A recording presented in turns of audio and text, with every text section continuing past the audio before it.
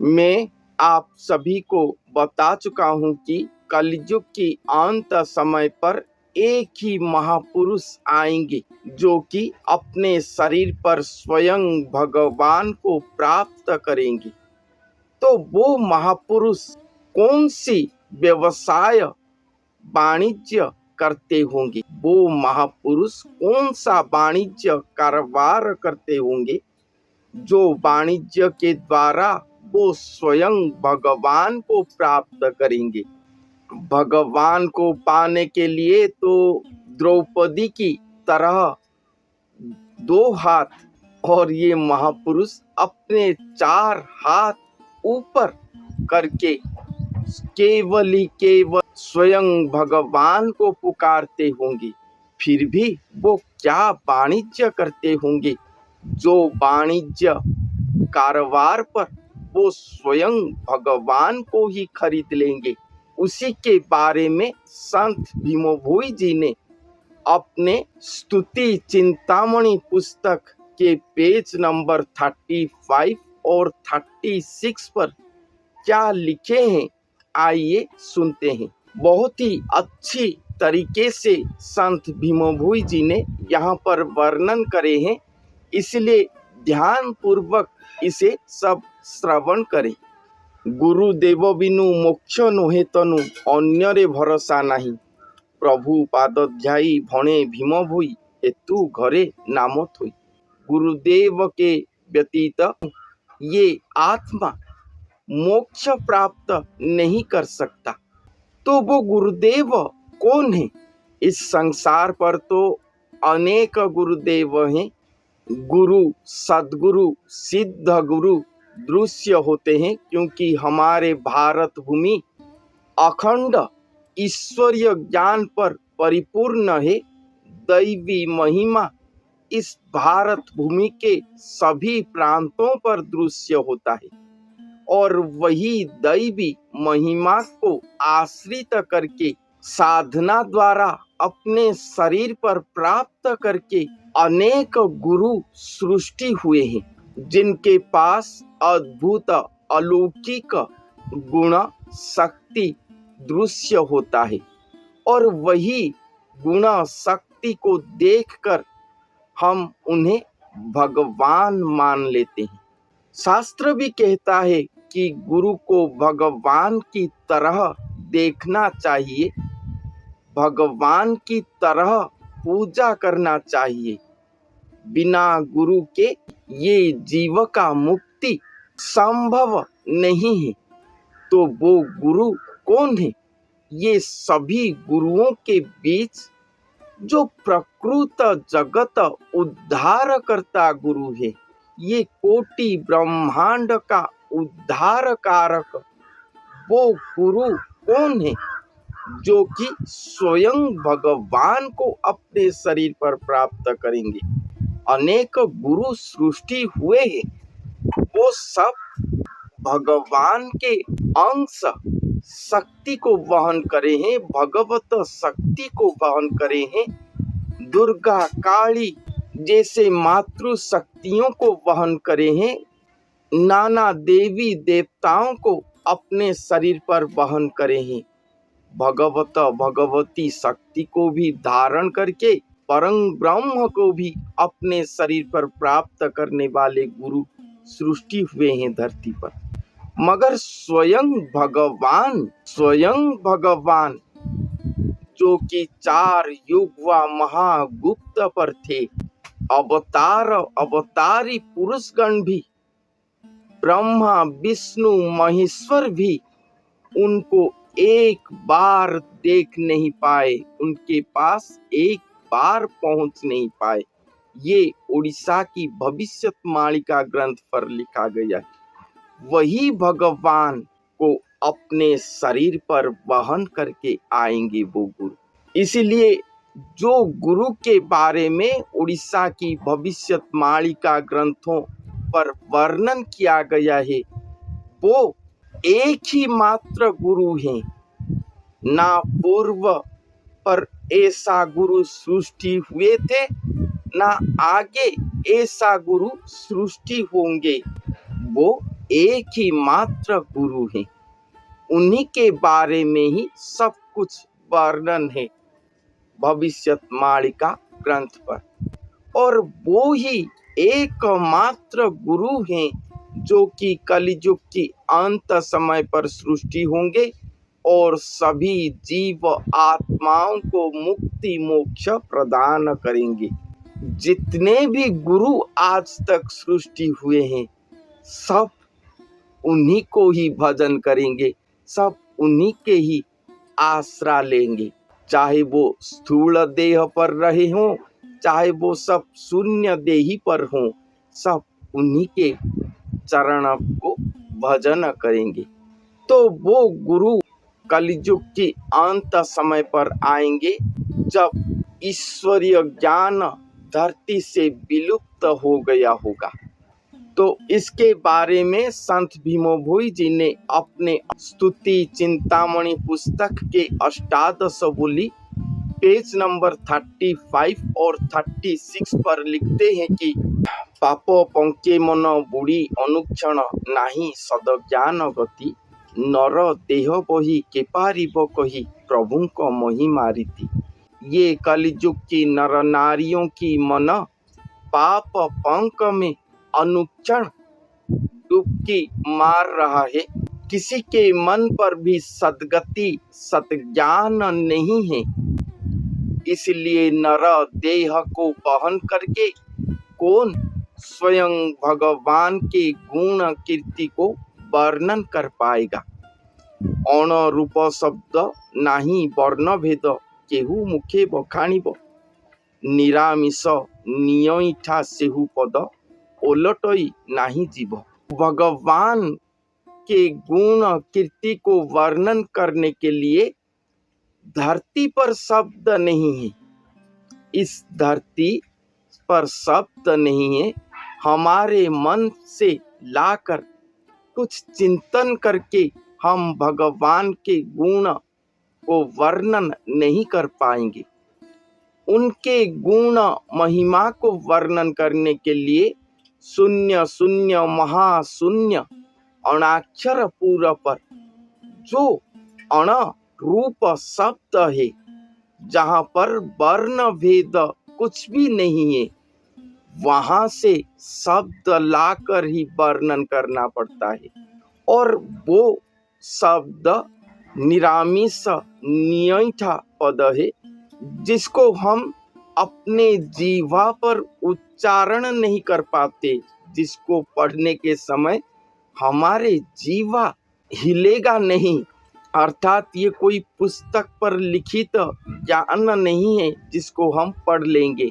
ये अणाक्षर पूरा का शब्द अणरूप शब्द है जहाँ पर वर्ण वेद कुछ भी नहीं है, जो निरामिष नियठा पद से सृष्टि होता है। कामना कल्पना श्रुति सुमरणा वर्णिबाकु अछि काहि ज्ञान बेनी चक्षु एकमात्र साक्षी चर्म नेत्रे दिशु नाही। कामना कल्पना श्रुति सुमरणा ये सभी के द्वारा हम वो शब्द लाकर भगवान के महिमा को वर्णन नहीं कर पाएंगे। वो अणरूप शब्द को पढ़ने के लिए ज्ञान चक्षु उन्मोचन होना आवश्यक है। चर्म नेत्र पर वो दृश्य नहीं होता। ज्ञान चक्षु खुलने से ही वो शब्द दृश्य होता है। निरंतर श्रमी के पारिबगमी नासा पवने भजना अनादि अशेष आकारे नमिष अभिकारता वासना। निरंतर श्रम के द्वारा शून्य गमन होता है और जो अपने नासा पवन पर भजन करते हैं। नासा की पवन हम खाते हैं, पीते हैं, सोते हैं, बैठते हैं, अन्य के साथ बात करते हैं, सब कुछ करते हैं, मगर नासा के द्वारा हम जो निश्वास प्रश्वास लेते हैं उसके प्रति हमारा दृष्टि कभी नहीं रहता। फिर भी वो हर समय चलता है।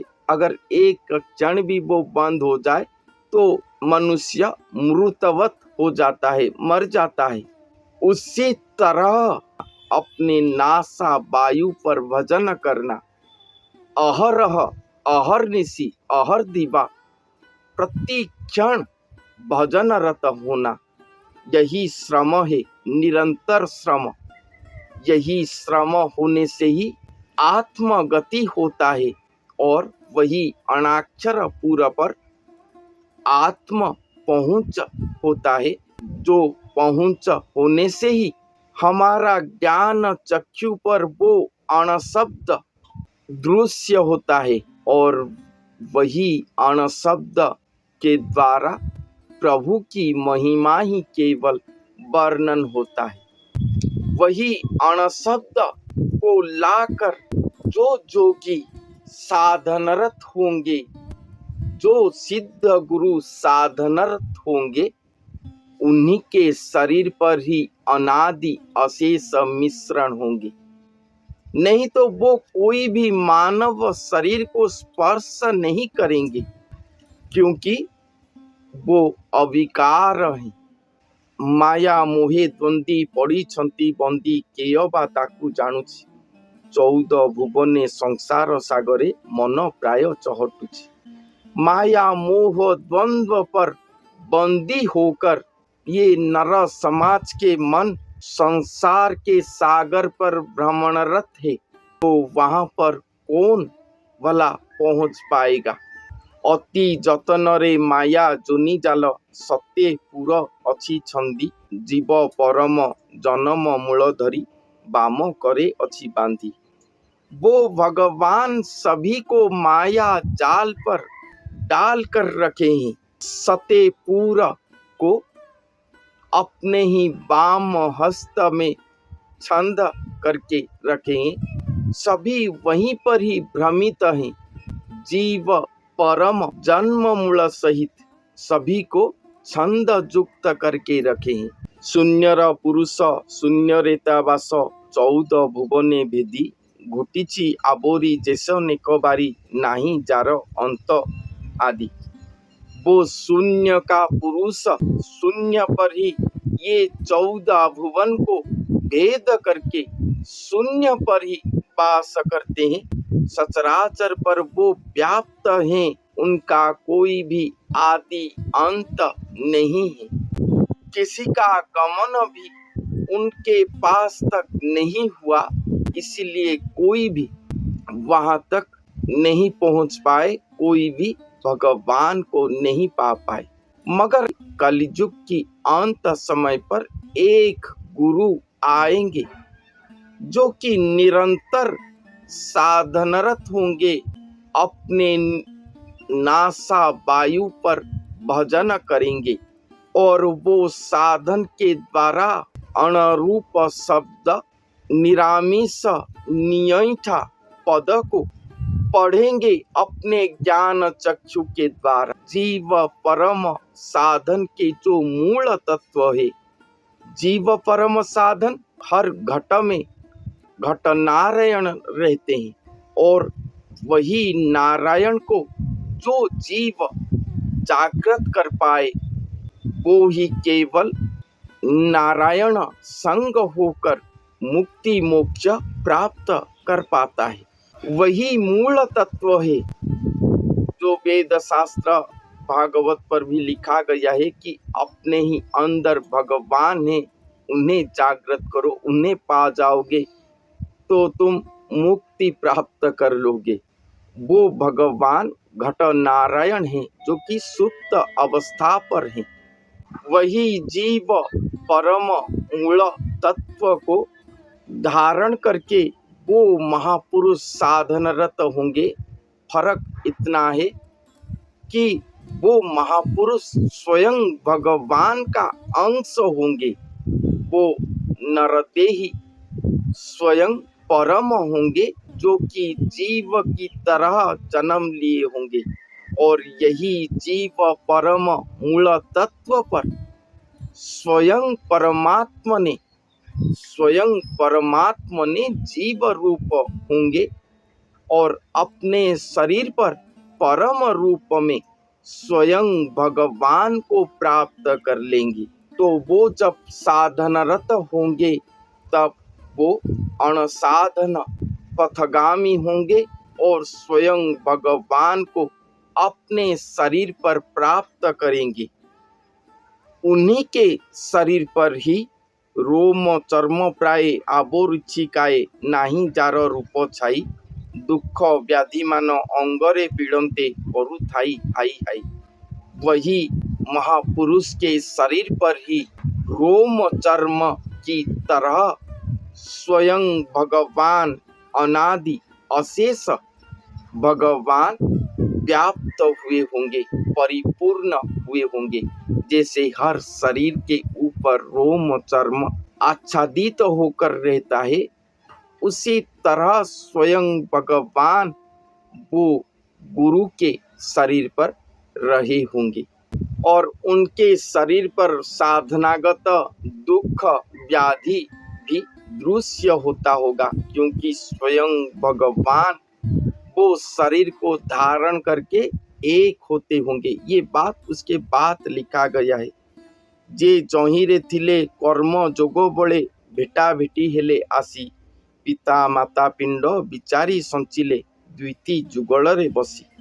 जो जहीं पर था, ये संसार पर जो जहीं पर था, आदि अनादि एक ही नर शरीर में एकाकार हो रहे हैं, एक हो रहे हैं। ये वार्ता शून्य से पाकर इस ब्रह्मांड पर, इस धरती पर, जहाँ पर जो भी दैव शक्ति थे वो सब आकर मिलेंगे वही अंग पर। यही बात यहाँ पर कहा गया है कि जे जहिरे तिले कर्म जोगो बड़े भेटा भेटी हेले आसी। जो जहीं पर थे ये कर्म के लिए सब आएंगे, वहीं पर एकत्रित होंगे। पिता माता पिंड विचारी संचिले द्विती जुगल रे बसी। द्विती जुगल स्वरूप को वो धारण करेंगे। पिता माता स्वरूप, अनादि अशेष पुरुष स्वरूप, और ये महापुरुष आदि मातृ स्वरूप, और ये दोनों जुगल तनु धारण करेंगे। जुगल तनु एक ही शरीर में दो स्वरूप रहेंगे। दो स्वरूप द्वितीय जुगल स्वरूप होने के बाद फिर से वो दो मिलकर एक अंग होंगे। इसके लिए लिखा गया है एका अंग बेनी अंग एक अंग करी एकांते मिसाई। हमेशा मैं जो बात कहता हूँ कि ऐसा लीला होगा, एक शरीर पर दो स्वरूप रहे होंगे। यही बात एका अंग वो महापुरुष का शरीर, बेनी अंग वो महापुरुष और स्वयं भगवान दोनों का शरीर, एक अंग करी ये दोनों का शरीर को एक अंग करेंगे। एकांते मिसाई, एकांत स्थान पर बैठकर, एकांत साधना पर रहकर वो मिश्रण करेंगे। इसीलिए महागुप्त में लीला हो रहा होगा। जनता से वो दूर में रहे होंगे, भक्त जनों से वो दूर में रहे होंगे, एकांत में रहकर वो करते होंगे, मिश्रण करते होंगे। बरसा ऋतुरे जल सोहतीरे जेसनेक बढ़ी नई। बारिश के ऋतु में प्रबल जल धारा के लिए जिस तरह से नदी पर बाढ़ आता है, उसी तरह माता प्रेम पसरा हाट बसाई परम को किणी नेले। बणी जर वृता नित्य करी पिता ब्रह्म को सहिते देले। मैंने जो फर्स्ट स्टार्टिंग में कहा था कि कौन सी वाणिज्य करके वो भगवान को पाएंगे, यही वाणिज्य माता प्रेम पसरा, माता की प्रेम पसरा डालकर वो हाट बसाई, जैसे मार्केट, अभी तो मार्केट कॉम्प्लेक्स चारों ओर हो गया है। तो जैसे गांव गांव में हाट बैठता है, सप्ताह पर 1 या 2 दिन होता है, और वही दिन मार्केट के स्थान पर सब नाना प्रकार के चीज लाकर वहां पर बेचते हैं। 1 या 2 दिन वो होता है, उसे हाट कहते हैं। सभी प्रकार के चीज लाया जाता है, मांस मछली से आरंभ करके साग सब्जी, हर तरह की चीज वहां पर मिलता है। उसी तरह वो महापुरुष माता की प्रेम पसरा रखे होंगे, जहां पर भगवान को आकर्षित करने के लिए सभी प्रकार की व्यवस्था हुआ होगा। मैंने हमेशा कहा है कि वो महापुरुष नित्य राधा स्वरूप धारण करे होंगे, नित्य राधा स्वरूप, और वही प्रेम पसरा पर ही वो परम को खरीद लेंगे, स्वयं भगवान को वो खरीद लेंगे। राधा माँ की प्रेम के आगे भगवान हमेशा विवश हो जाते हैं। वही प्रेम पसरा वो महापुरुष डाले होंगे, जिसके कारण स्वयं भगवान अपने आप को ही बेच देंगे। जैसे कृतदास प्रथा रहा था, राजा के पास आदमी अपने आप को दास करके बेच देता है, दास रूप में अपने आप को बेच देता है, और राजा कृतदास को खरीद लेता है। उसी तरह वो महापुरुष माता की प्रेम पसरा को लेकर स्वयं भगवान को खरीद लेंगे। बणिजर वृत्ता नित्य करी पिता ब्रह्म को सहिते देले। महाप्रेम की ये नित्य वाणिज्य वृत्ति पर स्वयं पिता, स्वयं भगवान ब्रह्म को ही वो महापुरुष को दे देंगे। अपने ब्रह्म कुछ भी नहीं रखेंगे, सब कुछ वो महापुरुष को दे देंगे। जैसे एक जुआरी जुआ खेलकर हार जाता है अपना सब कुछ, उसी तरह वो महापुरुष के महाप्रेम पर स्वयं भगवान अपना सब कुछ हार देंगे।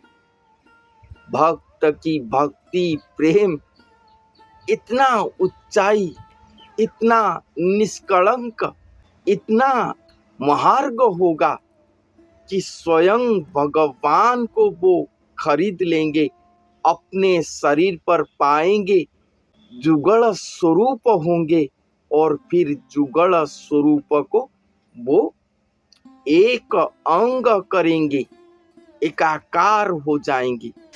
और भगवान को पाकर वो महापुरुष क्या करते होंगे? प्रभु सेवा काले पुण्य जेते बेले धर्म को होइला हित। भगवान को पाकर वो महापुरुष स्वयं भगवान की सेवा करेंगे, और ये सेवा काल पर जब पुण्य धर्म के लिए हित होगा, सेवा काल पर जब पुण्य धर्म के लिए हित होगा, तभी ही वो प्रकाश होंगे। कोटि जन्म तप वासनार बड़े ए पिंड होइछि जात।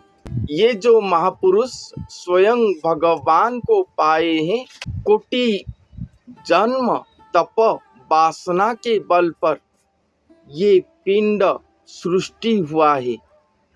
कोटि जन्म तप फल वहां पर दृश्य होगा, और स्वयं भगवान आएंगे,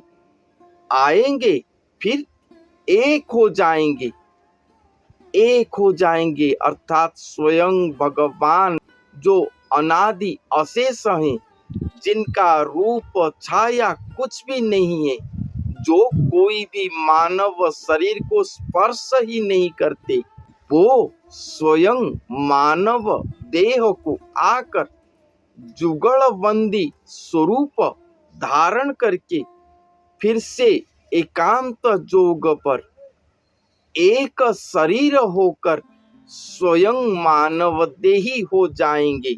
वही गुरु स्वरूप सभी जीव आत्माओं को मुक्ति मोक्ष प्रदान करेंगे।